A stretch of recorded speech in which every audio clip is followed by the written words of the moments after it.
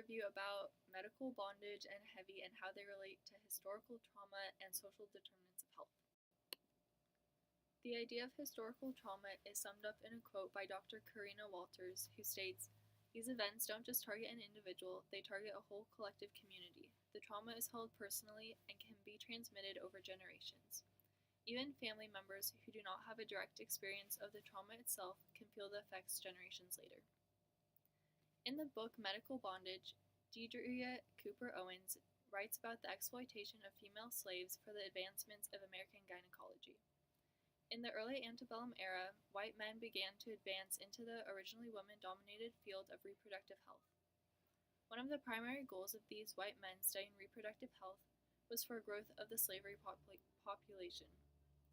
Black female slaves were the objects of the experimentation of these new medical professionals, undergoing multiple surgeries under the public eye. Not only were these procedures performed on bonded women in order to increase the slave population, these procedures were performed on them because, according to Owens, they were viewed as willing and strong servants for white medical men, impervious to physical pain and unafraid of surgeries.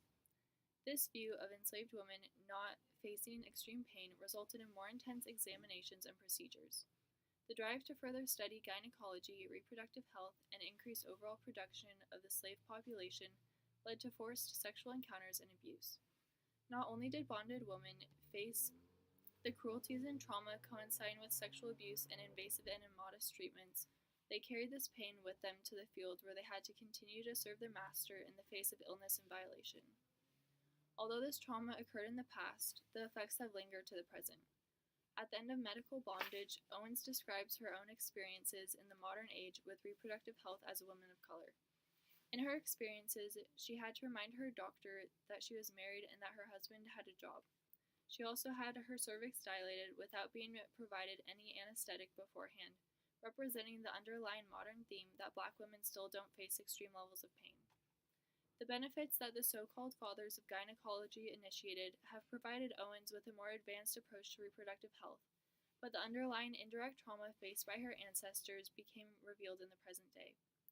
As Owens concludes, she learned that she was the daughter of the mothers of gynecology, the woman who suffered for the advancement of the field, and she was a marked woman, a continued expression of the trauma which they endured. Trauma results from exposure to an incident or series of events that is emotionally disturbing or life-threatening. At an early age, Lamone experienced trauma that affected him for his whole life. The biggest source of trauma for Lamone was a relationship with his mother, who he could never get a consistent relationship with. She would tell him that he was her best friend, but would also beat him the same night. Lamone always went to food to cope with all his mental distress, and he would eat anything he could find. This followed him from when he was 10 years old to a freshman in college.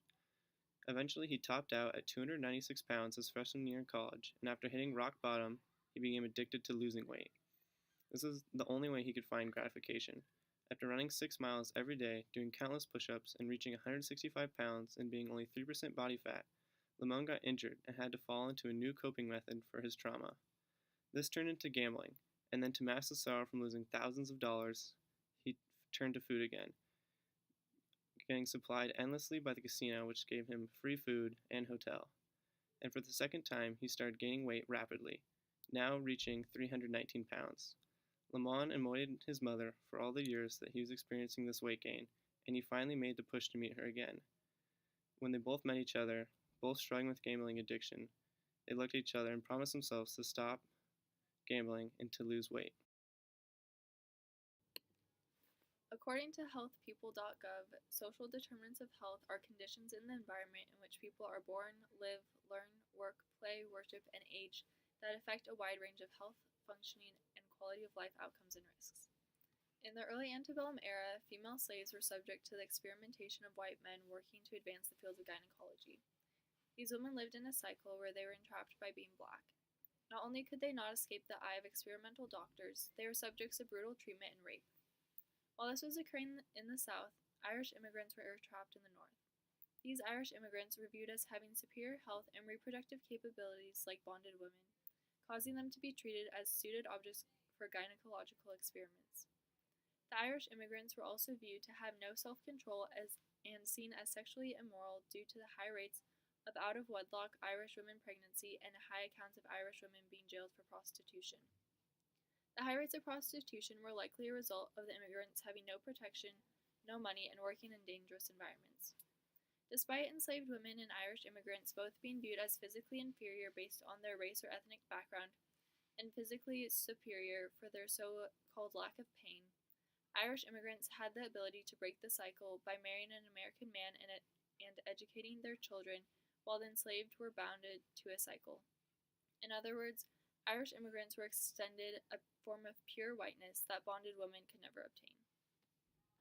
In Heavy by Keith Lamont is affected by many different factors of social determinants. He was born to poverty where his mom struggled to pay for the electric bills. Every month he waited for the lights to shut off and for his mom to make an excuse about them not getting her checks or that her father was not paying for child support. He had to go to other families' houses to use their encyclopedias and write essays for his mom, who had very high expectations for him, even though the social detriments he faced. Furthermore, he was constantly battling discrimination in school from teachers and students in high school and college.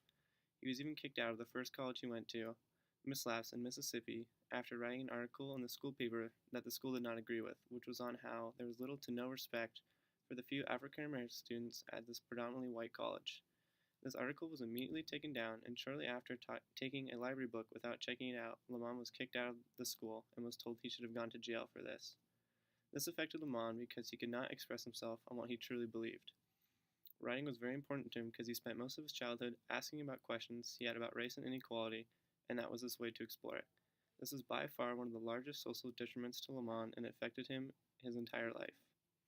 Both the books demonstrate the results of historical trauma and social detriments of health. Historical trauma and social detriments of health are important to recognize when treating a patient because recognition of these barriers allow for the opening of story and patient-centered narrative, which can lead to a more holistic treatment and overall healing.